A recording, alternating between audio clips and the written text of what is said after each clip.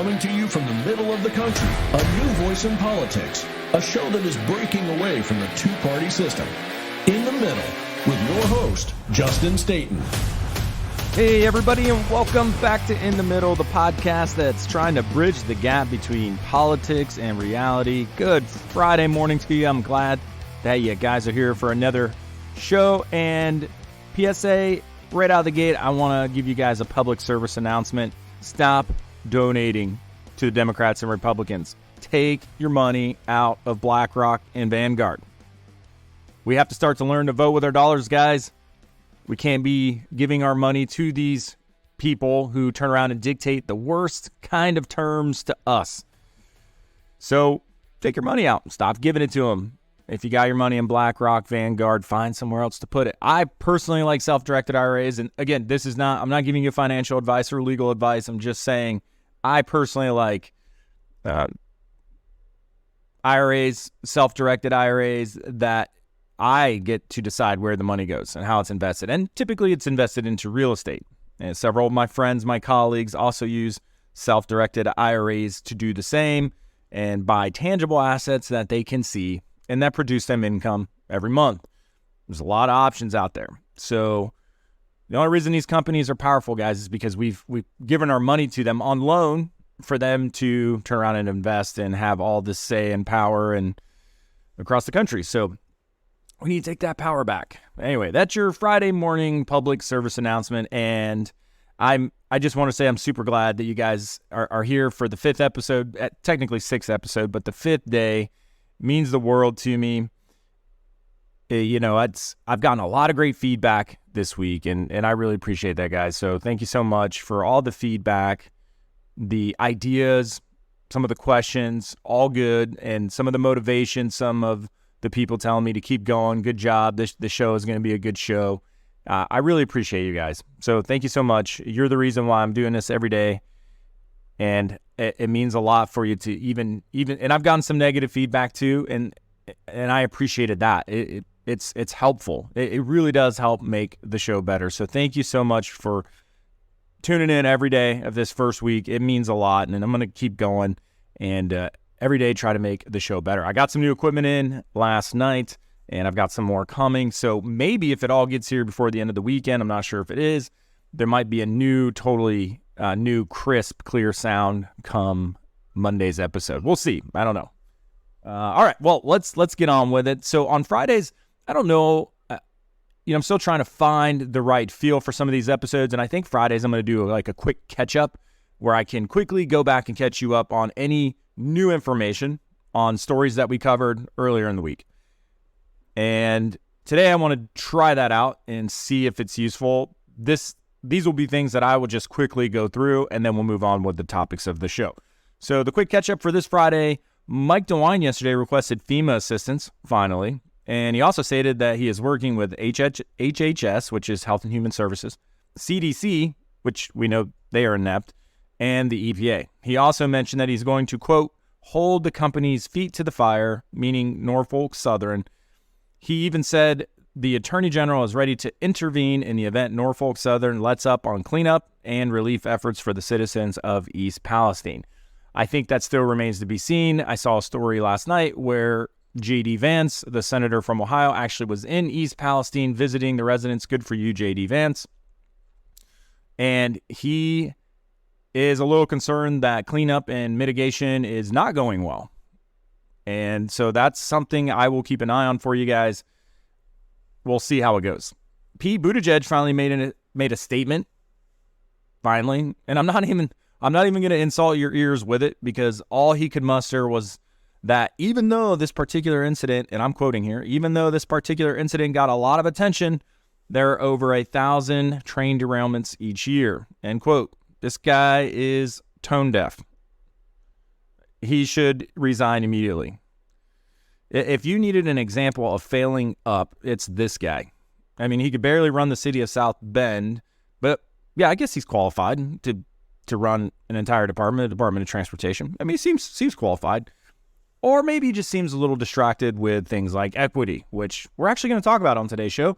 And he's getting nothing done. I guess the requirements to hold cabinet level positions in the Biden administration is a heartbeat and a high threshold for dishonesty and like not showing up and doing your job. These guys take a lot of time off, which I don't get. We deserve better, America. And oh, I just read this other note. That's why I paused there. We do deserve better, America. But I forgot to mention this, and I don't want to forget. He also, in that same statement, blamed Trump for the train derailment in East Palestine. Now think about that.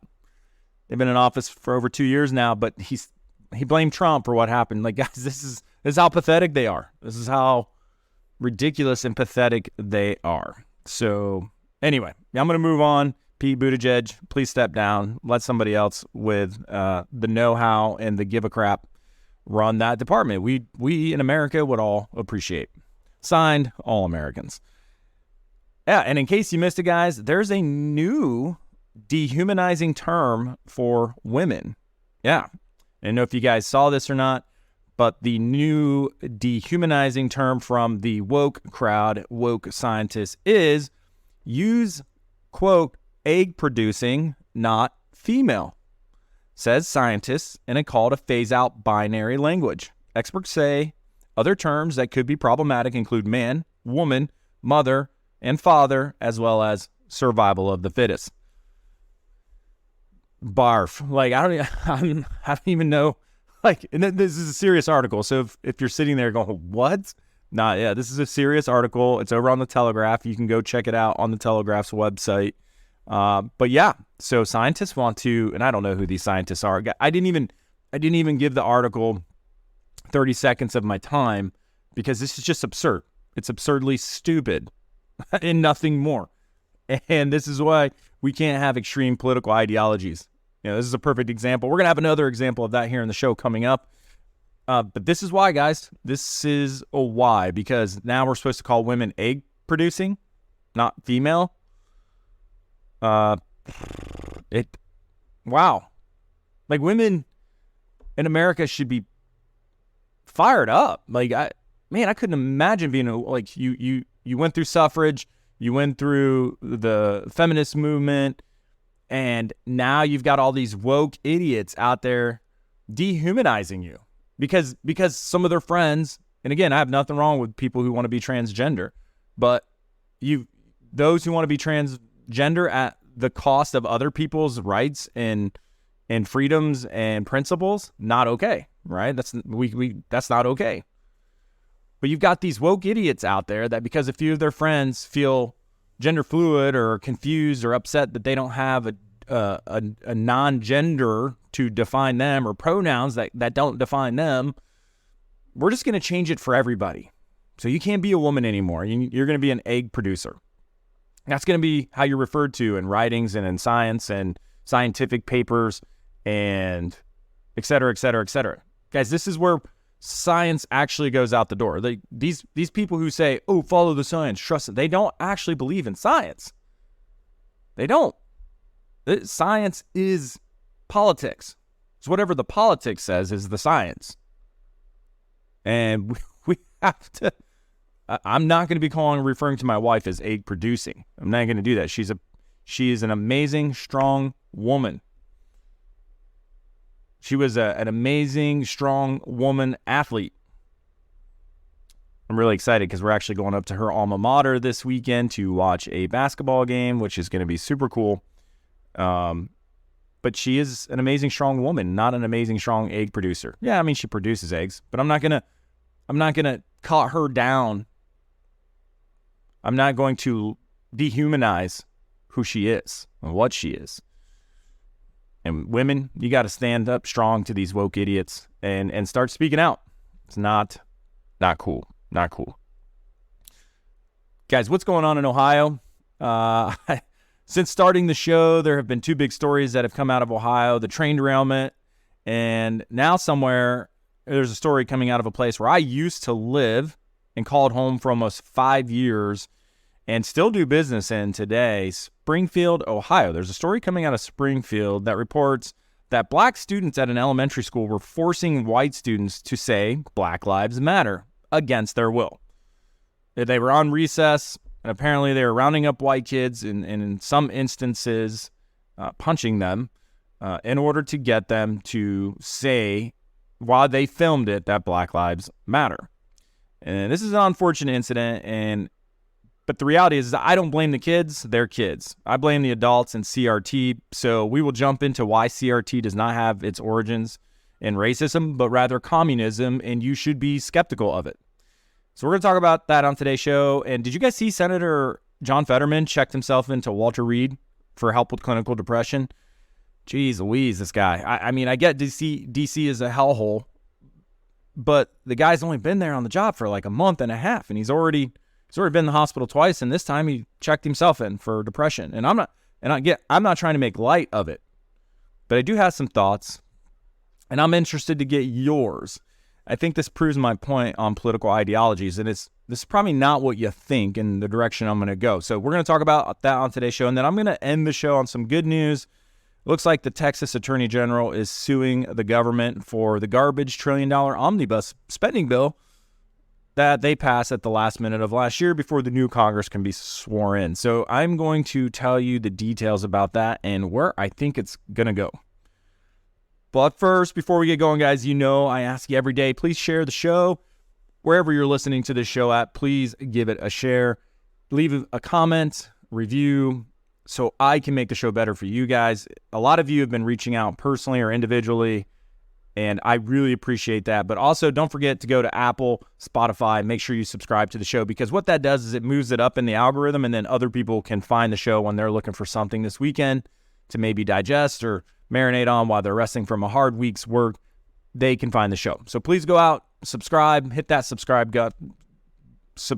button on podcasts and Spotify and wherever you're listening to this podcast from. It would mean the world to me. So,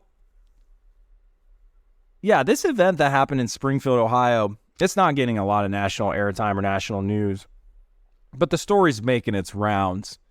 And it's unfortunate. I mean, here you have kids at an elementary school in Springfield, Ohio, one of my old stomping grounds, and I love Springfield, Ohio. I think it's an amazing town. It's come so far. It was basically decimated in the 1970s when manufacturing left town, and it's had a hard road ahead of itself to rebuild, and it's done a phenomenal job. And if you guys are ever in Ohio, I encourage you to go through Springfield, Ohio, and check out its amazing downtown and its brewery. It's really become an amazing downtown and city and atmosphere to hang out if you don't have anything going on a weekend. So yeah, please stop by and check it out. But this story is really an unfortunate in my mind. And I'm not mad at the kids. Apparently the police had to be called out to the school because they were forcing white kids. They were rounding them up on recess and making them stand in a certain place and make them, while they filmed, I assume on their phones, basically to say Black Lives Matter on camera. And some kids were just trying to avoid the situation, really. I mean, it's recess. They just want to go play. They want to have fun, and they want to hang out. They don't want to do anything political or, anything swearing oaths or what, they're kids. So they're like, nah. So some of them were just trying to like avoid the situation. Like, I'm going to go over here and play. And they rounded them up anyway. Some carrying some kids, dragging some kids. And apparently one kid even got punched in the head a few times. It's super unfortunate. But, I don't blame the kids. I really do not blame the kids. I believe this very well, and I don't know because, again, I haven't been to the school. I have not sat in. I don't have a child that goes to this school, so I honestly don't know. But I have a hunch that maybe CRT or critical race theory may have something to do with this because it is bleeding into the schools, guys. And again, this is why your ideology can't drive the bus here, because the left has made CRT and equity one of their cornerstones, and it doesn't surprise me because the left are Marxists. They're socialists at best, communists at worst. And I think when the Communist Party, guys, of Russia and China, and those exist, I hope we're all on the same page there. Now, Russia got away from communism, but for a long time, the optics is that they got away from communism, right, back in the late 80s. But for several decades, they were a communist country. Early in the 1900s and all the way up until basically the Berlin Wall fell and Russia failed. But it was the goal of the Communist Party, both Russia, China, etc., to infiltrate America back in the 1950s and 60s. I mean, there was a Cold War, guys. There was a fight between capitalist societies and freedom societies and communist societies. And there was a huge goal. And I believe that the Communist Party actually infiltrated America. And I think, and it is out there, there's so much stuff out there that you guys could like Google this stuff and go down the rabbit hole for days of all the ways the Communist Party tried to infiltrate America. But they had a few key areas that they wanted to infiltrate. One was politics, one was education. One of their goals, stated goals, was to create race division in America. Because if you can create race division in America, then you can create chaos in America. And if there's chaos in America, America fails, right? Divided, we fall. United, we stand. And they know this. Because our free society, guys, is a powerful thing. So anytime you're hearing CRT, and I'm going to kind of just go over it with you guys today, just briefly and quickly. But anytime you guys hear CRT, you can't think racial issues. This is a farce. You have to immediately think this is Marxist, this is socialist, this is communist. This is not racial.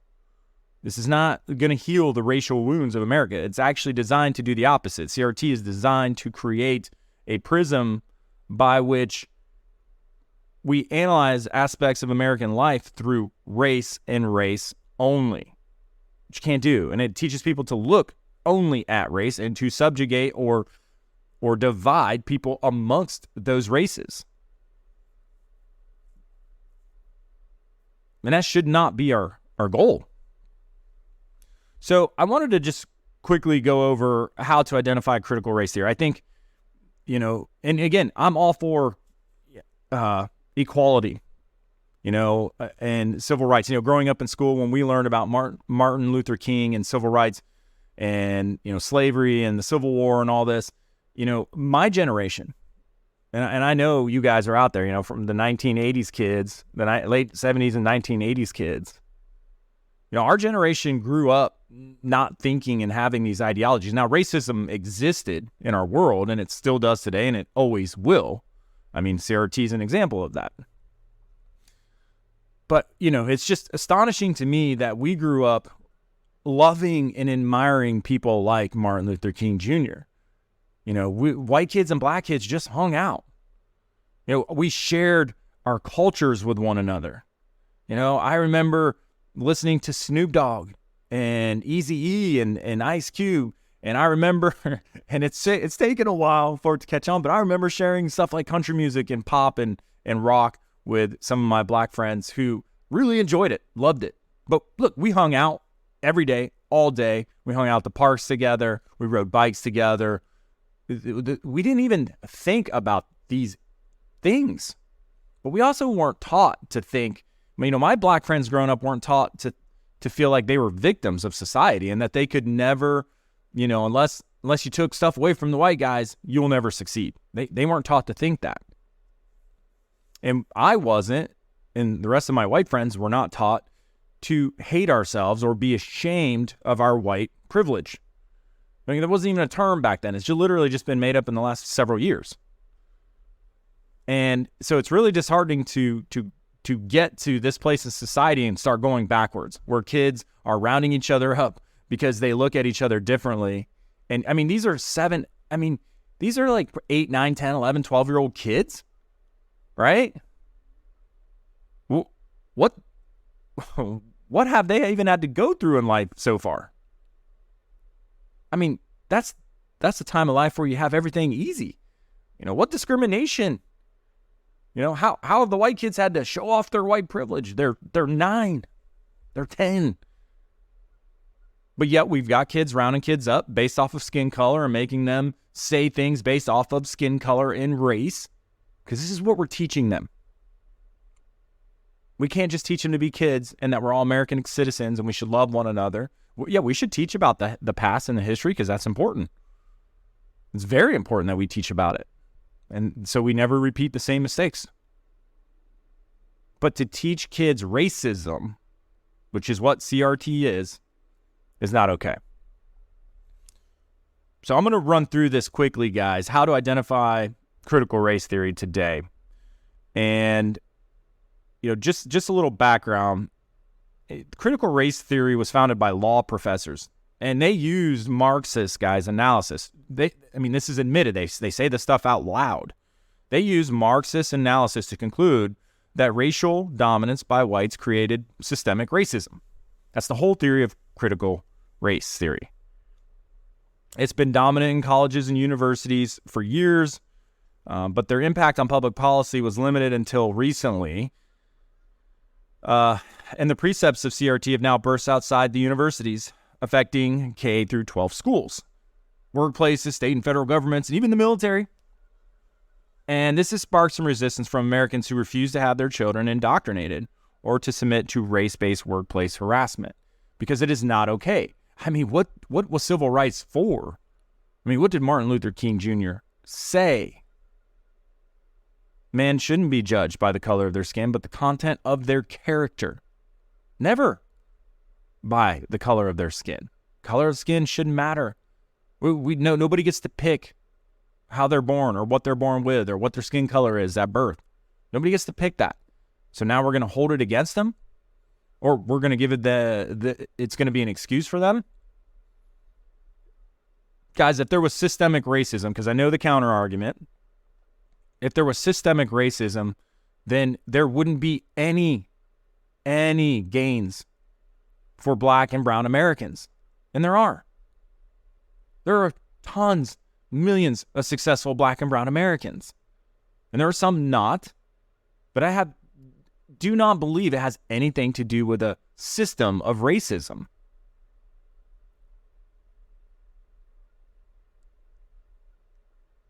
I think it has a lot to do with abandoning culture and abandoning family values in some communities. And it's not a black problem. It's not a brown problem. It's also a white problem. There are poor white communities that have fatherless homes or motherless homes, drug problems, etc., welfare, etc., etc. And then there's black communities like that, and there are brown communities like that, guys. And it is not because of the color of their skin. It is because of the erosion of family values, work ethic. Now, some areas of the country were over years, and again, not racism, but just over years, they've had industries collapse, mainly manufacturing, which has put a lot of these communities who had the opportunity to make good livings and have good lives and keep the family together were destroyed because the complete industries just picked up and moved out. But it's had nothing to do with race. Nothing. So there's a new tactic going around right now in the schools, and this is why it's important. This is why I want to bring it up, because if you're a parent, if you're a white parent, black parent, brown parent, you should know this. And you should be pushing back on this because it is teaching your kids the wrong things. It's teaching them Marxist, socialist, communist ideologies. And if they succeed at this, guys, we'd lose. We all lose. We lose because we will be divided for forever. And we don't need that. We don't want that. So they got a new tactic going out there saying, they're kind of changing up the words, and because there has been pushback. So they're changing up the words, changing up how they're delivering the message, et cetera. And then, they created this diversity, equity, inclusion program for trainers to go out and train on this stuff. It's called DEI. And you got to be aware of it. So I'm going to give you a couple quick things to identify CRT. This is how you can identify it. 1, systematic racism. CRT's key assertion is that racism is not the result of individual conscious racist actions or thoughts. Racism is systemic and structural. So think about that. Key assertion is that racism is not the result of individuals' conscious racist actions or thoughts. Meaning, racism has nothing to do with somebody actually thinking racist things. Racism just exists all by itself because of systemic and structural issues. It's ridiculous. Trust me when I say racism is a thing that starts in the mind and expresses itself through words and actions. And it's just ridiculous to me to think otherwise. So they believe it's embedded in America's legal system, institutions, and free enterprise system, and imposes whiteness as the societal norm. The system, including capitalism, is rigged to reward white behavior and preserve white supremacy. So curricula and training sessions that teach that racism is systemic and structural and demand that Americans work to dismantle laws, traditions, norms, institutions, and free market enterprise. Guys, those are communist tactics. Communist tactics. The entire American system itself are a part of CRT. So anybody that is saying, if you hear these key words that teach that racism is systemic and structural and demand that Americans work to dismantle our laws, traditions, norms, institutions, and free market enterprise, or the entire American belief system, or not belief system, but just system, that's CRT at work, guys. 2, race drives beliefs and behaviors. So critical race theorists assert that American culture is a conspiracy to perpetrate white supremacy by imposing white concepts on people of other races. Thus, members of minority groups must retain their cultural habits and never adopt standard practices or norms, no matter how neutral. Curricula or DEI programs that separate individuals by race or teach that concepts such as being on time, hard work, literacy, etc. are products of white values and therefore must be rejected by minorities.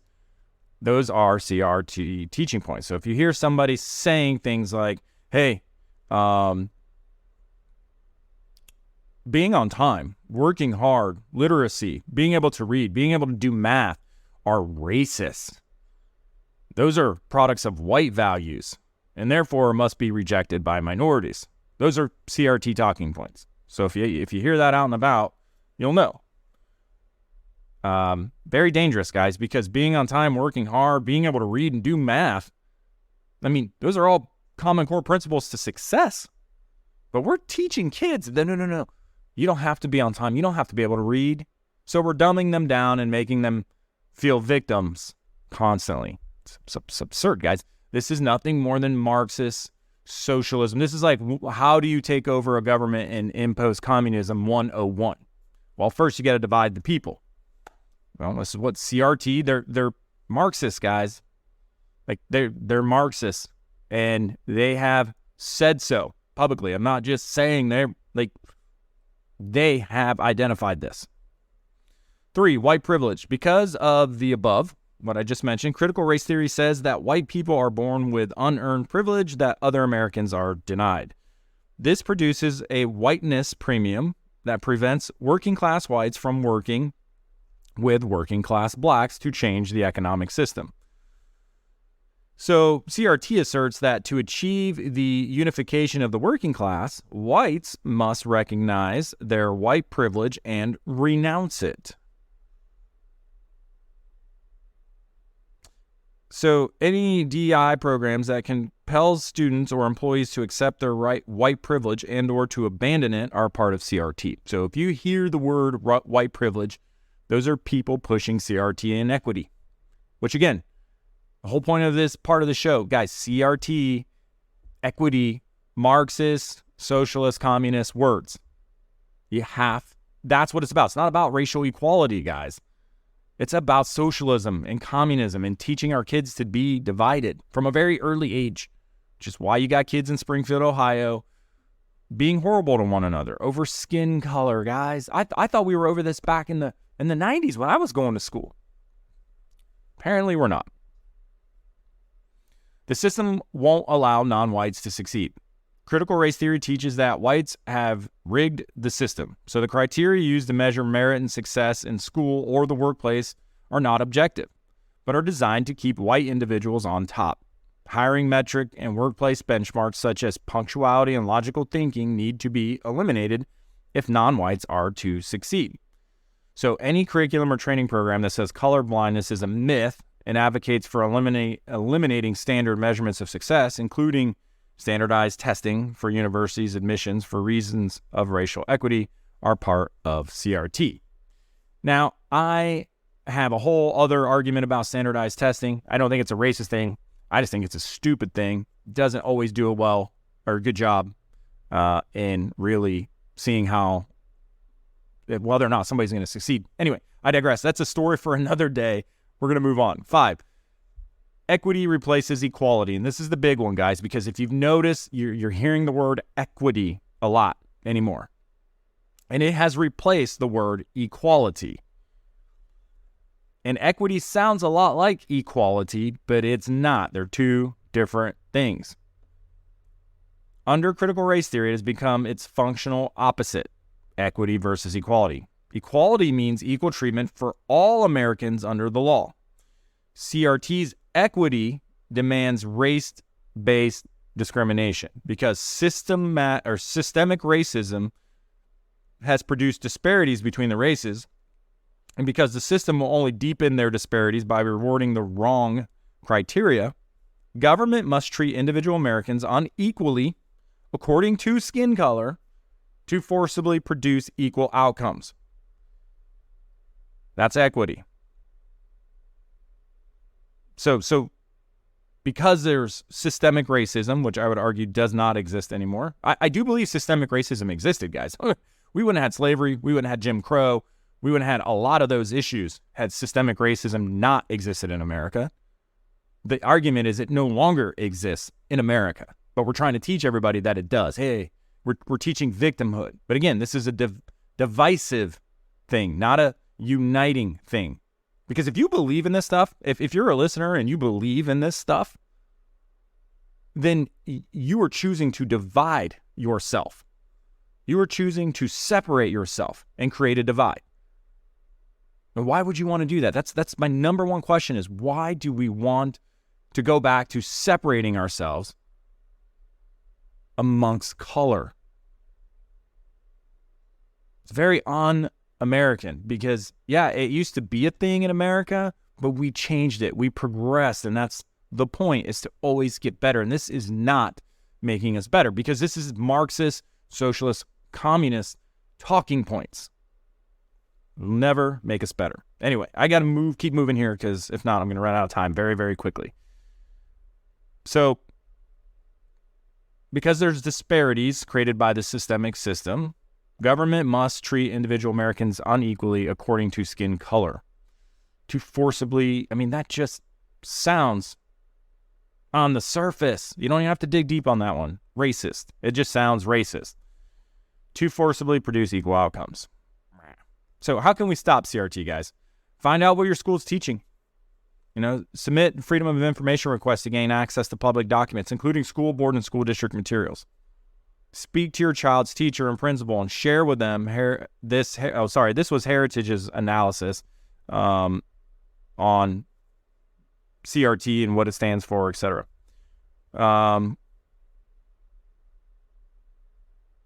Engage with your local school board. Go to meetings, show up, participate, go to open houses, go to school board meetings and participate. Talk to your children, ask them what they're learning. Guys, CRT is not, do I think we have some things that need to be improved in America still as it pertains to equality? Yes, I do. 100%. I will never deny that. I think there still are some equality issues as it pertains to minorities in this country. And I think we should work feverishly on making those better. But this is not an equality issue. This is equity, guys. The reason I have a problem with this is because it's not actually going to fix anything. It's just going to make everything worse. Because you're going to teach little black and brown kids to hate white kids. They're going to end up being racist. And then we start the whole thing over again. It's not okay. Equity, bad, because equity is a Marxist, socialist, communist tool to divide America. we do need to work on equality. We do. And we all need to stand together in that and work towards it. So that's all I got there, guys. Did you guys see that John Fetterman checked into, I think it was Walter Reed. I'm trying to find my note here real quick. I apologize. I thought I had, yep, here it is. Checks into Walter Reed for clinical depression. And I kind of chuckled when I first read it. And again, not to make light of the mental health issues and all that. The reason I chuckled is because I'm just shocked the guy was elected to begin with. So if you're not familiar with the story, John Fetterman is a senator from Pennsylvania. He ran in this last election cycle and had a stroke during the campaign season. And the stroke, in many ways, gave him, kind of incapacitated him and gave him some deficits, which sometimes happens with strokes. I mean, we know that. And rather than bow out, and I don't know if the pressure was from family to keep going or the Democrat Party to keep going so they didn't lose another Senate seat. I have a feeling it was something like that. He kept going. He stayed in the campaign. And there were times he could barely walk on the stage. There were times he didn't seem like he was with it when he was giving speeches. I mean, he would say weird things, and all post-stroke symptoms that we see. And it was kind of sad. And at that point, a lot of people in America, including myself, were thinking, this guy should just step down and go get healthy, because the rigors of the job of being a senator and congressman, for those who actually work, it can be quite stressful. So maybe it would be best for him to step down out of the campaign, which would have automatically meant the Republican would have won, and get the proper care and recovery time that he needed. Shortly after the State of the Union address, sorry, I was having a stroke there myself. Total brain fart though. Shortly after the State of the Union speech, John Fetterman went to the hospital because he was concerned he was having dizziness, feeling lightheaded, feeling he was going to fall over, thought he might be having another stroke. Well, doctors ruled that out. And now here, just a few weeks later, he's checked himself into Walter Reed Hospital for clinical depression, which apparently he has suffered from on and off over the last several years of his life. And that's unfortunate. And I'm not going to poke fun at somebody's medical issues. That is wrong. I'll never do that. I hope he gets the care that he needs. I know clinical depression can be tough. And if you are somebody out there suffering with depression and you need to talk to somebody, call the 1-800 lines, call a friend, call a family member. Even if you don't think they'll care, I promise you they'll care. Send an email to me. I'll care. The current email I have right now is it's inthemiddleteam@gmail.com. inthemiddleteam@gmail.com. So clinical depression is a big deal. And I'm not going to make light. I hope he gets the treatment that he needs. And he probably needs some time to relax. But you just swore in to the Senate. And if you don't feel like you can accomplish the duties of being a senator, you should step down. Like, you really should. And this is where, guys, this is just another example of extreme political ideologies winning out.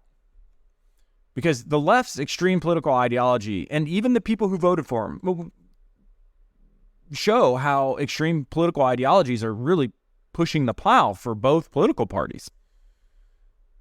Because we should never vote for somebody to represent us and represent us well who have cognitive disabilities or, declines, like a stroke. Not somebody who can string a sentence together, like Joe Biden, our president. And this is becoming normal, where we're voting for people who are clearly not qualified or are not physically able to represent us in the Congress. And that's where extreme ideologies come in.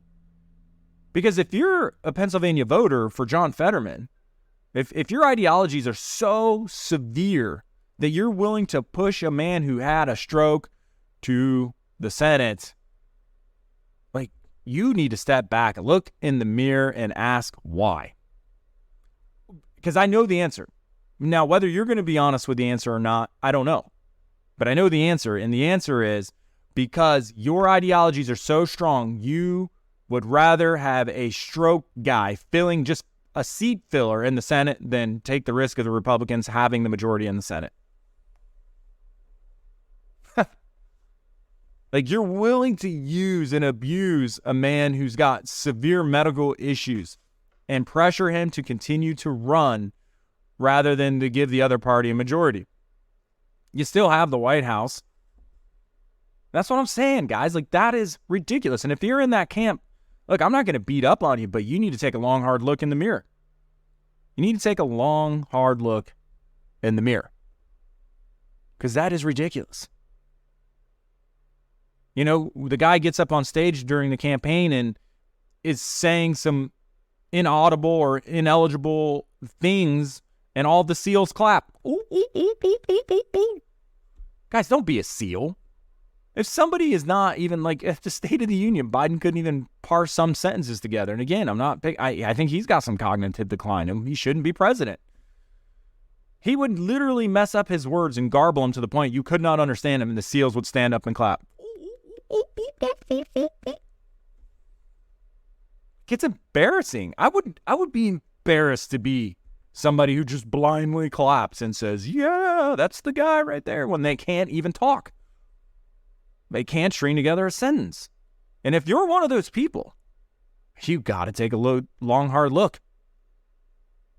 Guys, we can't keep deploying extreme ideologies to the point where we promote people who are not the best and the brightest, who are not qualified, and who have severe medical issues that render them unqualified.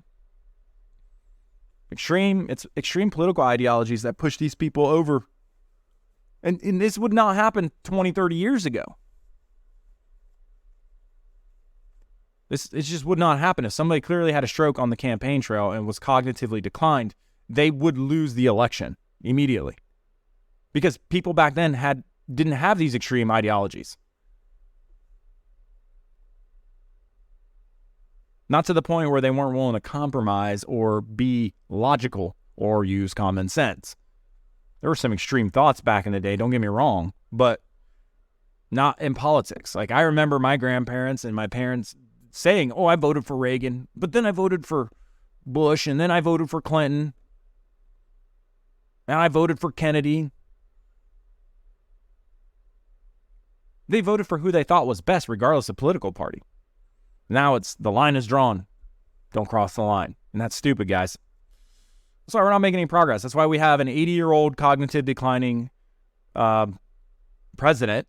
We have his cabinet are basically a bunch of secretaries that are inept and really unqualified, most of them, to do the job. And that's why it seems like chaos and hell in America right now. Because of extreme political ideologies.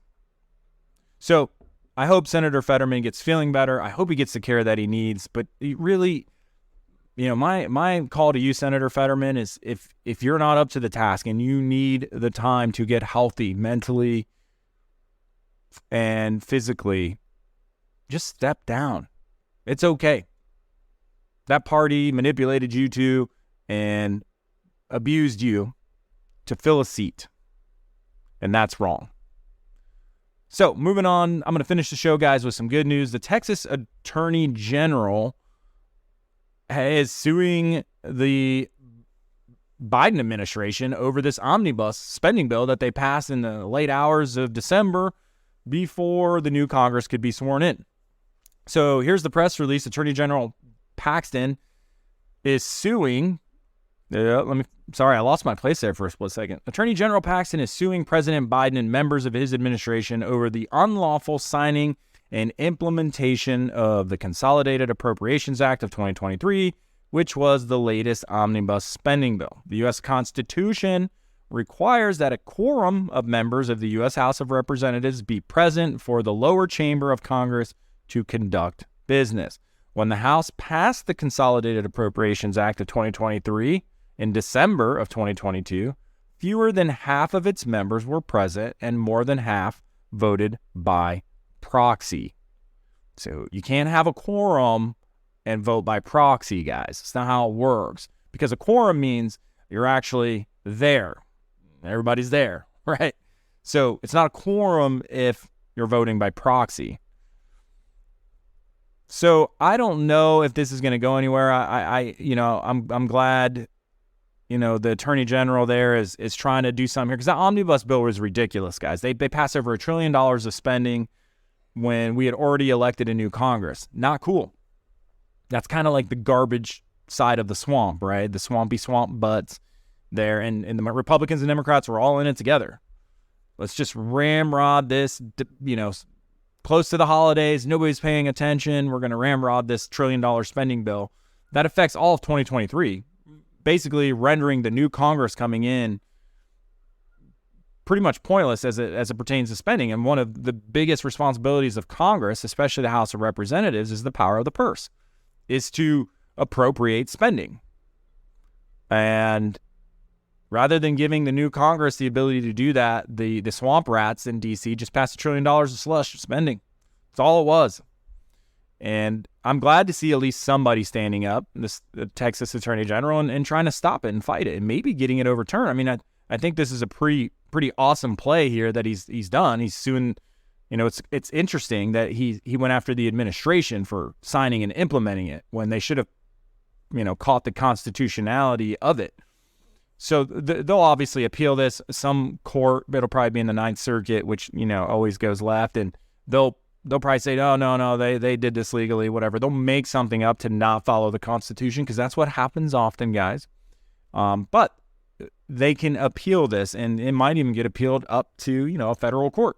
I don't think this is something that's going to make it to the Supreme Court. I could be wrong, and if I am, I'd love to eat crow on this, because this omni spending bill was ridiculous and should have never happened.